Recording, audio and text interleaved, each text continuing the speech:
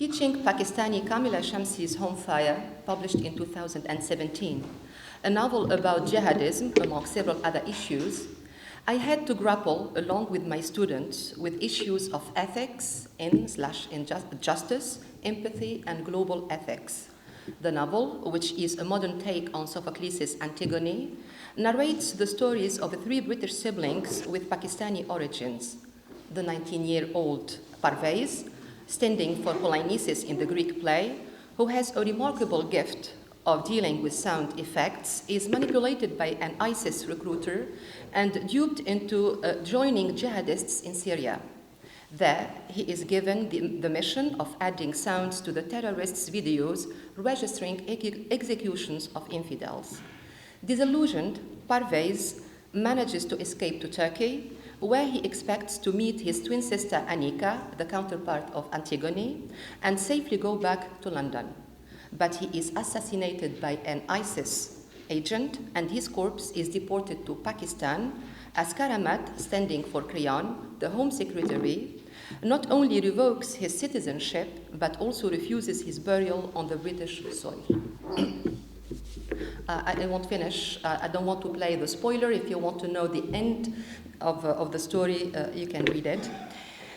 The aim of this paper is to press the boundaries of epistemic injustice as a philosophical concept to the realm of literary studies, as well as a praxis of teaching.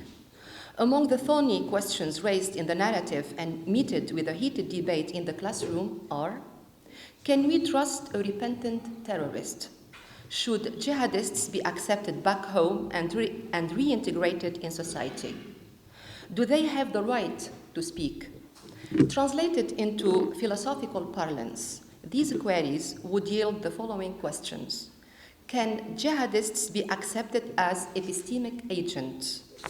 If we refuse to listen to them, do they constitute a case of testimonial injustice? Being marginalized from epistemic production, do they offer a case of hermeneutic injustice? Taking cue from Miranda Fricker, who uses literary works to illustrate her point in her book, Epistemic Injustice, I use Shamsi's narrative to complicate issues of epistemic injustice related to the controversial debate around terrorists and jihadists. The novel confronts the reader with a rather difficult ethical responsibility. If the ultimate purpose of literature is to cultivate empathy, is there a limit to such empathy? The first part of this paper is subtitled Epistemic Violence and Epistemic Injustice.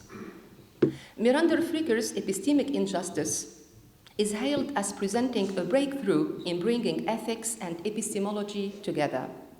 One major innovation sustaining the book's arguments is an exclusive focus on injustice rather than justice, as, I quote, philosophy seems to shun injustice, end of quote, a statement by Judith Shklar that Fricker uses as the epigraph of her book. One form of epistemic injustice investigated in the book is testimonial injustice, which, I quote, occurs when prejudice causes a hearer to give a deflated level of credibility to a speaker's word, end of quote. This credibility deficit is based on an identity prejudice. It can be gender, class, or race, and consequently divests the speaker from his or her capacity as a knower or an agent of knowledge production. Epistemic injustice, therefore, wrongs someone, in Fricker's words, wrongs someone in their capacity as a subject of knowledge. While Fricker investigates this damage in everyday testimonial exchanges, Gayatri Spivak explored the same wrong in her article, Can the Subaltern Speak?, published in 1988, so a long time ago. Spivak, however, focuses on cultural exchanges in a colonial context, wherein marginalized groups are silenced and denied epistemic agency. Such a linguistic reciprocation based on a transaction between a speaker and a hearer is also at the heart of Spivak's theorization of epistemic violence. What Fricker calls testimonial injustice is a component of epistemic violence wherein entire population of people can be denied this kind of linguistic reciprocation as a matter of course. In a 1990 interview, Spivak expands on the question she raised 2 years before, can the subaltern speak, which raised a heated debate. She states, I quote, "For me, the question who should speak is less crucial than who should listen." Epistemic violence then raises the same philosophical concerns expressed in epistemic injustice. Who speaks and who listens? If you speak, will there be someone who listens to you? And if there is someone who listens, how will they listen to you? While I find it strange that Fricker omits to mention Spivak's epistemic violence in her book, I reroute her model of testimonial injustice and its attending concepts to the field of postcolonial and cultural studies. Kamila Shamsi's novel, Home Fire, offers an interesting terrain wherein questions of epistemic injustice operate on a global level. I move to the second part, epistemic injustice, continua and connections. I explore in this section the way epistemic injustice operates on a continuum or a chain of situations or events that pass into one another and cannot be readily distinguished. Starting from testimonial injustice, I will show that credibility deficit is enmeshed with mobility injustice and surveillance, which also stands as a case of epistemic coercion. Fricker calls this chain of connections a systematic injustice, wherein a person becomes, I quote, a subject to a tracker prejudice, and renders one susceptible not only to testimonial injustice, but to a gamut of different injustices. So when such a prejudice generates testimonial injustice, that injustice is systematically connected with other kinds of actual or potential injustice, end of quote. In other words, a prejudice which seems to operate only within a linguistic exchange, often as a microaggression, is in reality dissolved into an infinity of traces that track the subject through different dimensions of social activity, economic, educational, professional, sexual, legal, political, religious, and so on. This continuum of connected prejudices forms a habitus of epistemic injustice, which functions on local as well as global levels. Shamsi opens her narrative with an interrogation scene at Heathrow Airport. Isma is the sister of the terrorist Parvez. Isma Pasha, British-born and with Pakistani origins, is detained at the airport and interrogated for several hours. A veiled dual national Muslim citizen with a father who fought in Afghanistan and a brother who has joined ISIS, Isma offers a complicated case of what Fricker calls a negative identity prejudicial stereotype. Isma's name, dark complexion, and veil locate her immediately in a specific category often interrogated at length in airports. Aware of this prejudice and what it entails at airports, Isma, the narrator tells us, I quote, made sure not to pack anything that would invite comment or questions. No Quran, no family photos, no books or on her areas of academic interest. End of quote. Hiding elements which form her identity, religious, familial, and educational, is one part of what Christy Dodson calls testimonial smothering. Smothering means hiding, which occurs because the speaker perceives one's immediate audience as unwilling or unable to gain appropriate uptake of proffered testimony. Indeed, Isma has to rehearse at home her testimony with her sister, anticipate questions, and select appropriate answers. Because she knows that she will confront an unsafe and risky testimonial exchange, Isma is obliged to conceal her knowledge, and therefore she is wronged as a knower. In an interrogation which continues for nearly 2 hours with one officer, Isma is asked to provide her thoughts on Shias, homosexuals, the Queen, democracy, the invasion of Iraq, Israel, suicide bombers, dating websites. Faced to this gamut of queries, she uses rather evasive answers such as, I quote, occupying other people's territory generally causes more problems than it solves. This served for both Iraq and Israel. End of quote. The testimonial injustice here is clear. The hearer's questions are orchestrated in a manner to gauge the speaker's ideology and use her answers as evidence supporting his prejudice.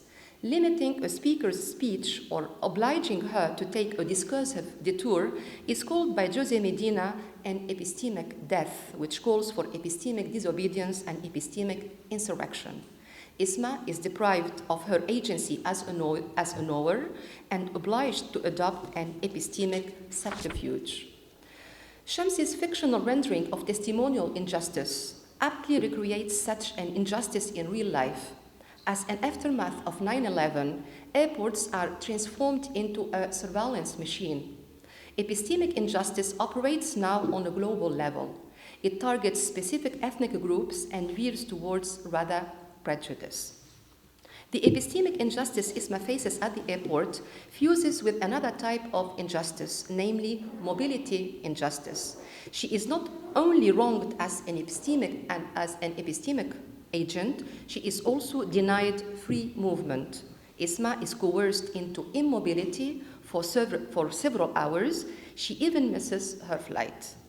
The narrative confronts the questions raised by Anne-Marie Fortier, I quote, who moves freely and who doesn't? How does one's place of residence on the planet frame one's capacity to live or travel if one desires so? End of quote. In the case of Isma, we should add, how can one's race and religion impede one's fluid circulation? Mobility injustice in its local as well as global forms is enmeshed with embedded differences in class, gender, ethnicity, nationality, sexual identity, and physical ability. These are the same elements that interact with epistemic regimes and unequal testimonial conditions. The unsafe testimonial situation which the airport episode offers cannot easily be distinguished from the precarious access to mobility. The opening scene in Shamsi's narrative shows a continuum in epistemic injustice. Testimonial injustice not only dissolves into unequal mobility, it also exposes traces of surveillance. Isma's interrogation is punctuated by, I quote, long intervals of silence between each answer and the next question, as the man clicked on her laptop examining her browser history, end of quote. While the long intervals of silence are meant to destabilize her as a knower, investigating her browser history is a coercive act of gathering knowledge. The narrative raises concerns about digital surveillance. The acronym GWM, or Googling While Muslim, is a joke Shamsi uses in her novel to refer to the dangers that a Muslim can run if he or she makes a research on the internet on terrorism. Shamsi herself experienced this moment while working on Homefire and researching the online recruiting of radicals. I quote Shamsi, I was surprised by the extent to which I was conscious of this. I found myself building up a justification as to what I would say if someone came to ask me why I was looking at these websites. There was this sense of living in a surveillance state. Certain images I absolutely didn't want to see, so I relied on others who have seen them. I was interested in interviews with people who had been into Raqqa and come out, end of quote. Such a surveillance state, collecting and storing information about people, functions as a huge panopticon. Foucault's use of Bentham's prison model to theorize an apparatus of surveillance shows that the ultimate goal of this system is to reroute the prisoner's gaze inwards so that self-discipline produces a modified behavior. Such mode of supervision finds echo in epistemic smothering, wherein the subject modifies her knowledge, the case of Isma, or abstains from acquiring knowledge, the case of Shamsi. I move to the last part of the paper, subtitled Ethical confrontation with in/justice, the case of jihadists. So far, epistemic injustice as a concept provides us with philosophical tools to excavate prejudice-based practices as delineated in the narrative. The thorny question now is the ethical facet of this concept. I quote, "In matters of epistemic injustice, the ethical is political," end of quote. Thus, Fricker concludes the introduction to her book. Shamsi's narrative also explores the conjunction between ethicizing politics and politicizing ethics. The case of Parvez offers a pertinent, albeit a problematic, example. Aged 19, Parvez crosses a turbulent stage in his life. The memory of an absent dead father who fought in Afghanistan is romanticized by an ISIS recruiter. The young Parvez is easily manipulated and convinced to join ISIS and carry on his father's heroic deeds. Brainwashed, the fragile Parvez readily believes in the caliphate as, I quote, "a place where skin color doesn't matter, where schools and hospitals are free, and rich and poor have the same facilities," end of quote. So this is clearly a case of distributive injustice. A few months in Syria are enough to open Parvez's eyes to these lies. Witnessing horrible practices of killing and torture, he is more convinced than ever that he has made a terrible mistake. Meanwhile, his citizenship is revoked and he is forbidden from going back home. Whether he offers a case of testimonial injustice or not, he presents a thorny issue. One thing sure, however, he presents an epistemic case. The fact that he is unheard excludes him from an epistemic transaction and casts him as a subject without knowledge or someone whose knowledge cannot be taken into consideration. Has Parvez the right to generate social meaning? Can he convey knowledge to others by telling them? And can he make sense of his own political experience? Answering these questions is at the heart of a Fricker's ethics as related to epistemic practices. While I am aware that the situation I'm speaking about is completely different from all the examples Fricker has given in her analysis, I maintain that the case of Parvez, the repentant jihadist, should be addressed within an epistemic frame of vision. Parvez, according to British law, is exiled without criminal trial and without the right to defense, presenting thus a clear case of both testimonial and hermeneutic injustice. To the question, how is it possible to issue such a law revoking citizenship for a dual national if he or she gets involved in terrorism, Shamsi answers, I quote, "It is possible, I would argue, because culturally there are too many people who think that if you aren't white and of Christian stock, then you really aren't one of us," end of quote.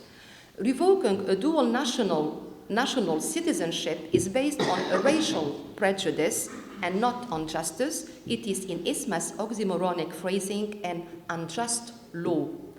And therefore, it is a case of a distributive model of injustice. Taking this issue to classroom praxis raises a heated debate. In a country struck by terrorism like Tunisia, the discussion veers towards over-identification. Shamsi is aware of the situation, as she declares, I quote her, "I felt we are accused of sympathizing if we say that a young man who goes out if we say that a young man who goes out there is anything but a monster," end of quote. So, how can we speak about epistemic injustice in the case of Parvez without being accused of apologizing for terrorism? Faced with this complicated topic, I provide my students with the following directives. The text confronts you with your ethical responsibility as readers. It forces you to look at the topic and take position. To take position doesn't mean to have a moral judgment. The result is sometimes an unruly classroom. Students are split between extreme refusal and cautious acceptance. The striking element, however, is the use of a violent semantic by the majority of students. I quote a few of their responses. Exterminate all the brutes. Voilà, Conrad. Jihadists must remain where they are, or let them come back only to be executed in public. To my question, do repentant terrorists have the right to explain their case? The answer is almost unanimous. No, they stole their way to Syria in silence. Let them keep silent to the end. As a teacher of literature, I feel disturbed by the students' responses. For I believe that if literature teaches anything, it should teach empathy, which is a fundamental concern in ethics. I quote from Lawrence J. Hattab, empathy has played an important role in moral philosophy, given that some thinkers, example Hume, Schopenhauer, Rousseau, have maintained that sympathy or compassion is essential to ethics as a kind of shared affect that is prior to rationality, principles, or rules, end of quote.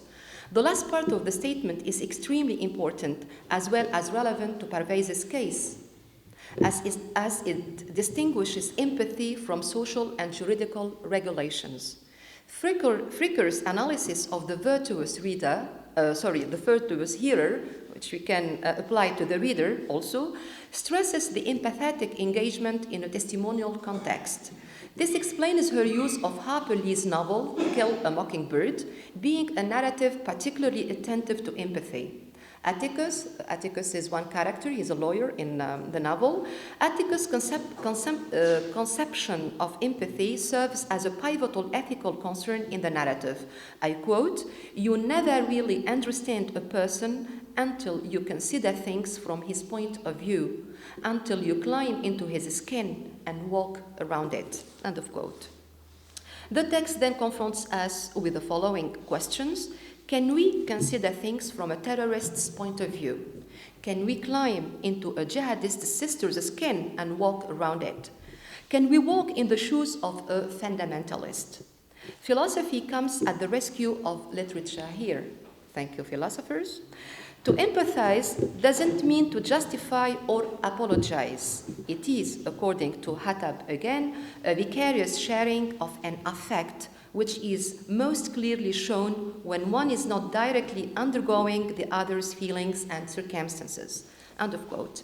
It is not uncritical either, for our encounter with a character doesn't only imply identification, but also a process of interrogation and critique.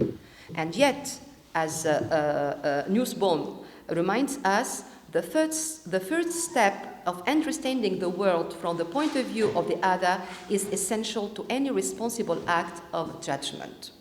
The text then invites the reader to engage in an empathetic reading. And I conclude quickly.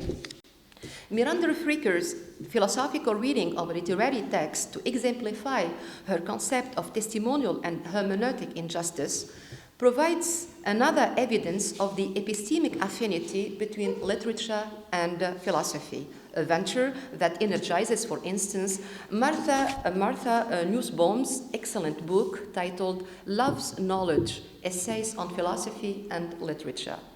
Philosophers who address literature, such as Nietzsche, Heidegger, Gadamer, Goodman, Jacques Derrida, and several others, attest to the shared concerns of the two professions. Both Fricker and Nussbaum show that a rewarding reading of literary fiction can be achieved by engaging in a philosophical, ethical vision. This is what I have tried to do in this paper. Taking cue from Shamsi's statement, I quote Shamsi, "I hope anyone who reads my novel will see that you have to look at every individual case and decide how to respond," end of quote. My attempt was primarily to confront a rather sensitive situation and not to dismiss it as a matter of course. Ostracizing entire communities and undermining their epistemic trustworthiness because of the war on terror should be confronted as an ethical responsibility. Revoking a dual national citizenship because of a terrorist act should also be scrutinized through epistemic lenses.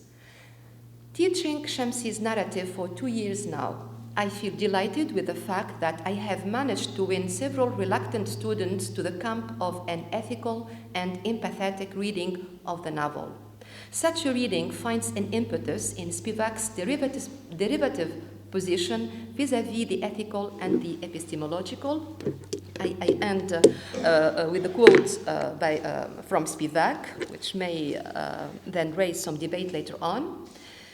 According then to Spivak, epistemological constructions belong to the domain of the law, which seeks to know the other, in his or her case, as completely as possible, in order to punish or to acquit rationally, reason being defined by the limits set by the law itself.